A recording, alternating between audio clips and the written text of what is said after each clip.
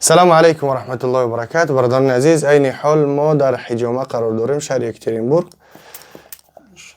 میتونیم که انشالله مراجعت کنیم برای انسانانی که سراشون درد میکنن، دردی سر دارین. میتونیم که مراجعت کنیم انشالله. برادرها در خدمت هستن. پروسس کار احساسی میکنیم که یعنی یوتیوب محکمش میکنه. الله نگهبانتون باشه.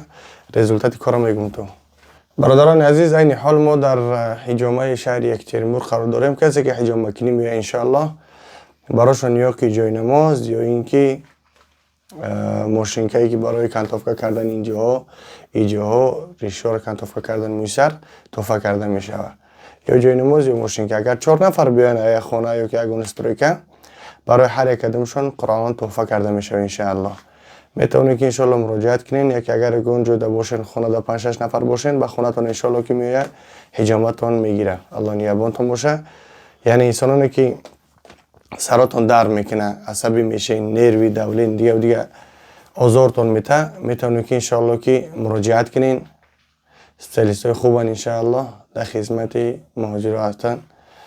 برادر خدمت اکم رسول الله صلی الله علیه و سلم میفرماید که خیر ما تداویتم به الحجامه، بهترین اون چیزی که شما دوا میوین اون حجامه. برای انسانانی که مثلا психологическое состояние, مثل بگین депрессия, замкнутость, бессонница, стресс, депрессия на фоне مثل این چیزایی که بگیم انسانی که بیماری دارن به نهایت منفعت خوب میرسونه. بگیم برای سرکولاسی خون، برای همه طرفه.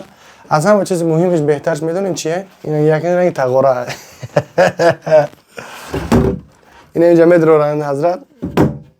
بگیم در طرف افریقا اکنون با جایی در تایی چی داره هوش میکنه سر تمه شوانه فتا باچ کرد میکنه میبرارند.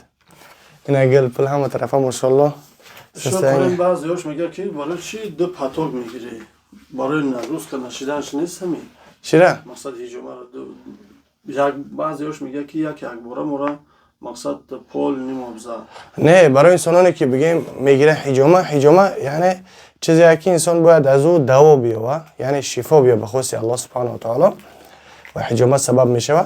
بعضی هستن که پری نگروز که میکنن میگن که ای پاهم بگی، ای پشتم بگی، ای سرم بگی، ای دستام بگی، ای جام بگی.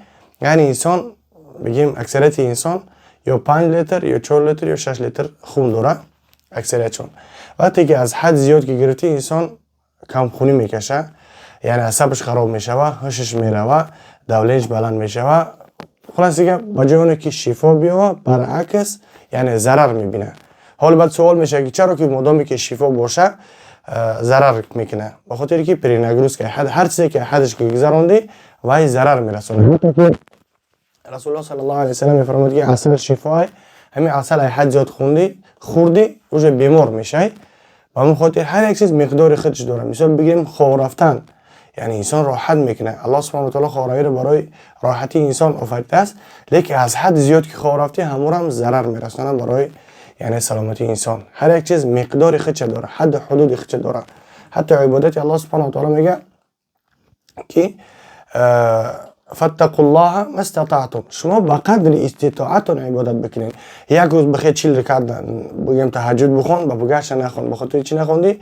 پاتا نگروز که اومد بفرشیدی. یا اینکه شما تهجد میخونن نگروز که میتونن چونه در نماز بونداد چیکار میکنن؟ از خواب خسته نمیتونن بخاطر که نگروز که دادن در پاهاشون. برای هر چیز چی کم بر دوام. یعنی رسول الله صلی الله علیه و سلم میگه بهترین عمل نزد پروردگار همون عملی که کم باشه و بر دوام باشه. الله نگهبانتون باشه. السلام علیکم. و علیکم السلام.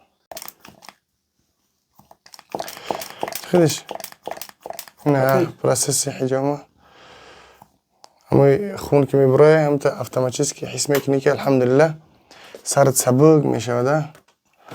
الله هیچ کس بگیم بیمار نکنه.